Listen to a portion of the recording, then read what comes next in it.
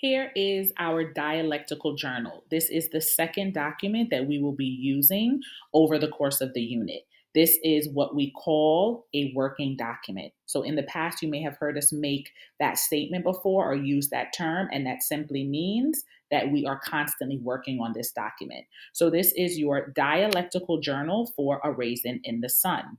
In this journal, it is something that you will use as a reader to comment and really interact with the text. So based on the directions, you will use this journal to close read and analyze the play. You're going to be doing three things when using this journal. One, you can make questions or pose questions. You can make connections. You can also analyze and think deeply about lines of text or things that are taking place in the story. In this dialectical journal, you must compose three different entries for each act of the play. So we're going to begin with Act One, and you will be responsible for submitting three journal entries. Now, the fun thing about this assignment is that this is a journal entry. So it's informal. That means you can write how you speak. Obviously, be respectful in your language. But if you want to write things like, I don't know why she did that. That's crazy. I wouldn't do something like that. Or this makes me remember a time when, you can certainly do so. This is something where we want you to interact with the text and consider it like writing in your diary. The only difference is you're not writing about your personal life, you're writing about the play. So in on this second page, it pretty much goes through the directions. I'm not going to read them for you, but I do want to go over some important ways to use this document. You can go back and read the directions. Just to point out, questions are acceptable, but you are only allowed to ask one question per act. Okay, this actually says scene. That was an error. Glad I caught that. One question per act. Otherwise, you should be analyzing or making a connection.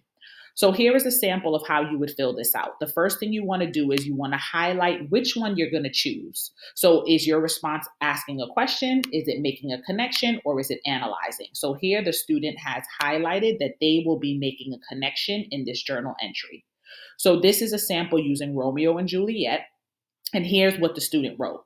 I can make a connection between Juliet's feelings of uncertainty here, just like she was uncertain about whether to love Romeo or hate him for killing her cousin Tybalt. When Tybalt was slain, Juliet was sad over his death, but she seemed to be even more sad that her new husband Romeo had been banished from Verona. In that scene, her love for Romeo outweighed her grief for the death of her family member. Now, in this scene, again, she struggles with having to choose the possibility of death if the potion turns out to actually be a poison, or deceiving her family to be with Romeo forever. So this student made a nice connection to, now in the scene here, the lines that are pasted, this is when Juliet is about to drink the potion. But the writer makes a connection to something that happened previously in the play. So not only do I, as the teacher, understand that this student is able to recall something that happened, but that they're able to see how the two of them are similar. So the last thing is how to do a citation. Now, when reading a play, you should be citing by line or act, scene, and line number. But we do know that the line numbers are not visible on the PDF version that we sent you. So we will also be allowing you to cite by page number. Again, typically when you are citing a play, you do not use the page numbers. You use the act, scene, and the line as stated here. So this is Act 4, Scene 3, line 20. But we're going to let you use page numbers this time if you choose to. If you want to go above and beyond, you can just use the act and the scene. Again, the line numbers are not available. So this is your copy. You are going to have three entries. Here's journal entry number 1, journal response number 2, and journal response number 3. You will see that we have already put lines here for you. So these are the specific lines that we want you to either question, make a connection to, or analyze. Again, make a highlight for which one you are going to do, and then begin typing your response. Okay? So we will be checking in on this simultaneously when you guys are working.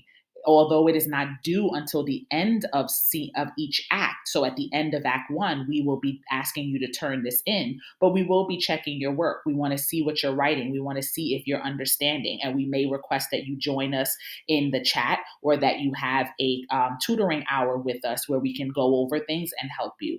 So please make sure that you are documenting information in here and getting this done on a timely basis and not waiting until the last minute. So here are your journal entries, and we look forward to hearing your responses.